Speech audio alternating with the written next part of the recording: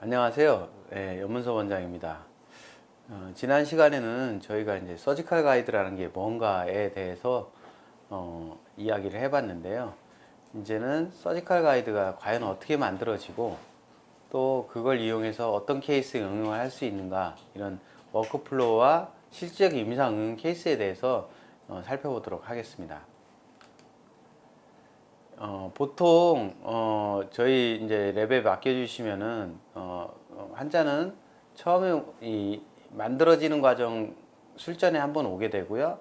그다음에 수술을 하는 날 오게 되면 두 번의 내원만 가지면 이게 만들어집니다. 그래서 첫 번째 환자가 내원을 했을 때 먼저 CT를 찍고 그 다음에 스캔을 해야 됩니다. 여기서 스캔이란 거는 인트라오랄 스캐너 같은 장비가 있으면 제일 좋겠지만은 또 그런 장비가 없다고 하다거나 아니면은 완전 무치학자 같이 인트라오랄 스캐너를 이용해서 스캔하기가 좀 어려운 경우 같은 경우는 인프레이션을 떠서 과거의 방법대로 인프레이션을 뜬 다음에 모델 스캐너를 이용해서 이렇게 만드는 방법이 있습니다.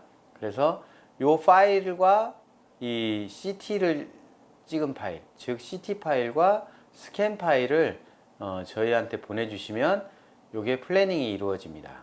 그러고 난 다음에 플래닝이 이루어지게 되면 여기 중간에 생략이 되어 있지만은 원장님의 컨펌을 반드시 받아야 되고 술자의 컨펌을 받은 다음에는 프린팅이 이루어지게 됩니다. 그래서 이게 델리버리가 되게 되면 그 다음에 환자가 내원했을 때 가이드 키트를 이용해서 수술이 이루어집니다. 그래서 CT를 찍는 게 굉장히 중요한데요. 이런 CT는 이렇게 흔들림이 없어야 됩니다. 흔들림이 없어야 되고 가급적이면 스캐터링이 안 생겨야 되겠죠. 그래서 이렇게 CT를 찍는 것 자체가 굉장히 중요한 일이 되겠습니다. 그래서 CT 데이터와 가 이제 우리한테 일반적으로 보내지게 되고요. 그 다음에 인트라오랄 스캐너를 이용하는데 요즘에 트리오스라고 하는 인트라오랄 스캐너가 아주 좋죠. 그래서 이제 그런 스캐너 등을 이용해서 물론 아니어도 다 가능은 합니다. 그 다음에 테이블 스캐너, 즉 익스트라 오랄 스캐너를 이용할 경우에는 이렇게 스톤을 부은 다음에 하는 방법도 있고, 어떤 스캐너는 음영 스캔을 지원을 하는 것도 있기 때문에 어찌됐건 스캔된 데이터가 만들어져야만 되는 것이죠. 직접 모델을 보내서 그냥 그걸 저희가 스캔을 하는 방법도 있습니다.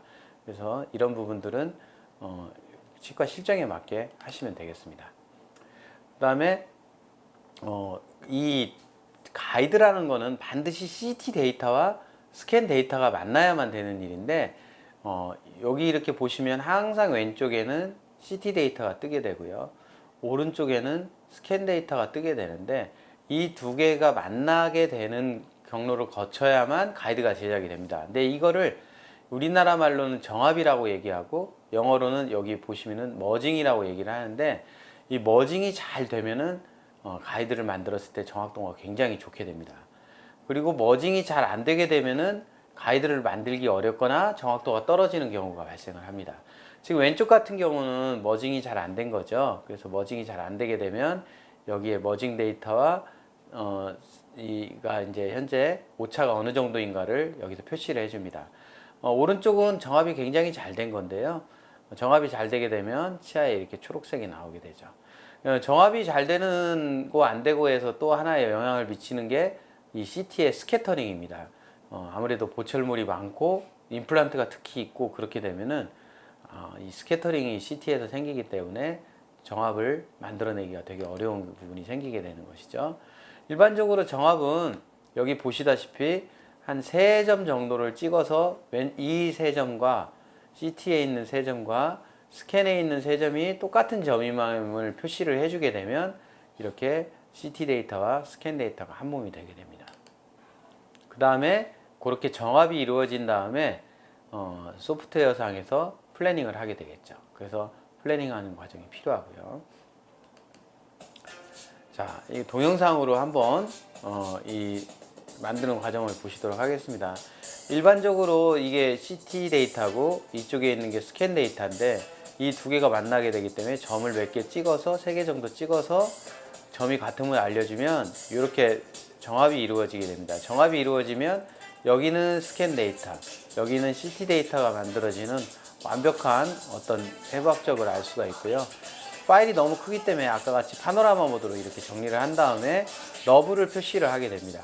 이 너브가 굉장히 중요한 건데, 그 다음에 왁스업을 하게 됩니다. 여기 보이시는 이 왁스업을 통해서 나중에 크라운이 어떤 모양으로 들어가겠다는 걸 알고, 그 다음에 임플란트 픽스처의 나사 홀이 어디에 뚫려서 정말로 픽스처의 센터와 이 로딩을 받는 크라운의 센터가 어느 정도일지를 알 수가 있겠고요. 그 다음에 보통 각 회사에 맞는 임플란트 라이브러리에서 임플란트를 적절한 걸 선택을 하게 되고, 그거를 대입을 해보게 됩니다. 대입을 해봐서 임플란트의 각도를 요리조리 이렇게 움직이게 되면은 이게 여기 보이시는 스크류 홀이 어디로 오는지를 알 수가 있고, 그 스크류 홀이 어디로 오는지만 알면은 그 다음에 이루어지는 나머지 이제 보철물이나 이런 것들이 어떻게 놓이게 되고를 알 수가 있죠. 여기 검정 보이는 부분은 블럭아웃을 하는 부분이고요. 이렇게 가이드가 디자인이 되게 됩니다. 그래서 이렇게 가이드가 디자인이 되게 되면 이걸 3D 프린팅을 하면 되는 과정이죠. 그래서 이렇게 처음에 먼저 오게 되면 정합이라고 부르는 머징 과정을 거치고, 그 다음에 왁스업을 하는 그런 탑다운 방식으로 디자인을 한 다음에 나머지 세부적으로 조절하는 이런 부분이어서, 비교적 요즘에는 이런 임플란트 스튜디오 같은 프로그램을 이용하게 되면 간단히 이런 디자인을 할 수가 있습니다.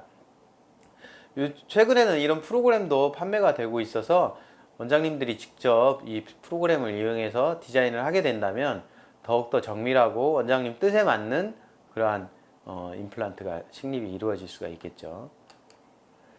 그러면 이 다음에 이제 뭐가 만들어지냐면 이렇게 술전 분석 파일이 만들어지게 됩니다.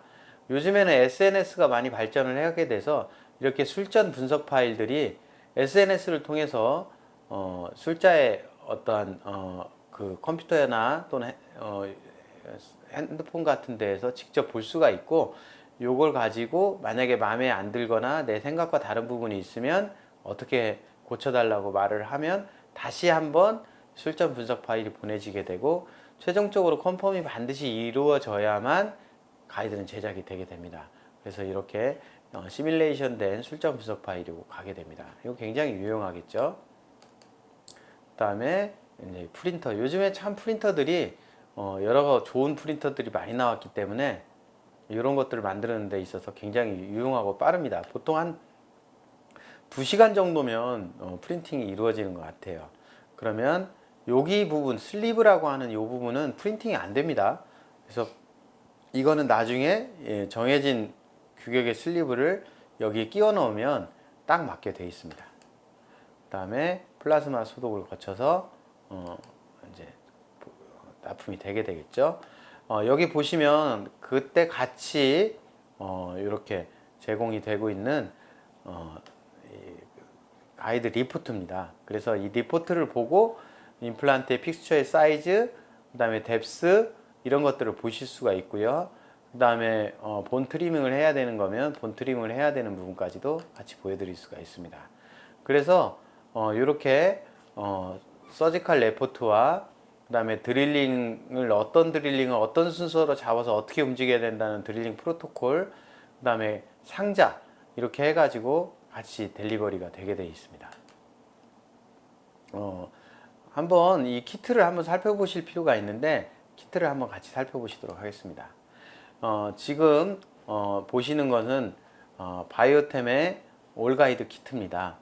여기 보시면은 왼쪽에 있는 건 티슈 펀칭을 하는 부분이고요. 그래서 티슈 펀칭과 본 플래트닝을 같이 하는 부분이 있고요. 그 다음에 여기에 드릴들, 그 다음에 이쪽에 있는 건 파이널 드릴입니다. 그 다음에 버티컬 앵커 부분, 그 다음에 이 각종 커넥터 부분들이 같이 보여지고 있습니다. 일반적으로 보기에는 그냥 통상적인 테이퍼 드릴 키트와 유사하게 생겼으나 위쪽에 가이드를 꼭 받아야 되는 가이드와 슬리브가 만나게 되는 부분이 존재를 하게 되고, 그 부분을 따라서 정확하게 드릴이 들어갈 수밖에 없기 때문에 가이드 부분들이 상부에 존재를 하게 됩니다.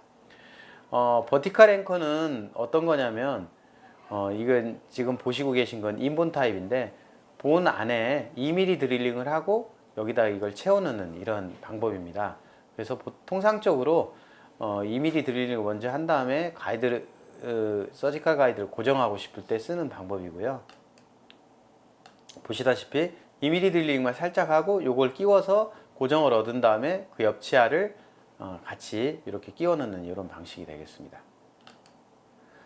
지금 보시는 거는 버티컬 앵커인데 이거는 인 픽스처 타입입니다.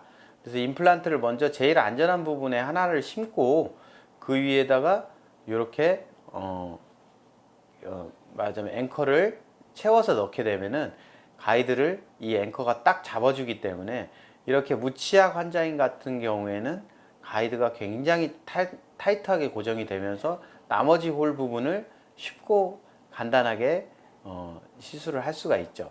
또 이걸 끼운 채로 엑스레이를 찍었을 때 이 엑스레이 상에서 과연 내가 원했던 경로대로 이 수술이 이루어지고 있는가 하는 중간 점검을 할 때도 굉장히 유용하다고 볼 수 있습니다. 그래서 저는 인픽스처를 인본보다는 훨씬 더 많이 쓰고 있고 굉장히 유용한 그런 부수물이라고 할 수가 있겠습니다.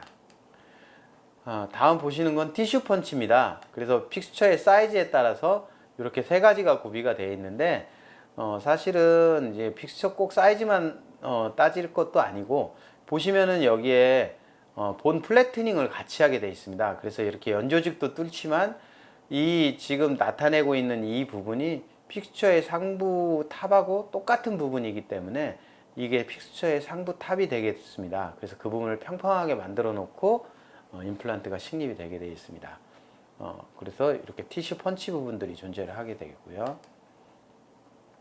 무식도를 보시면 이렇게 티슈 펀칭과 본 플래트닝이 같이 이루어지게 됐습니다.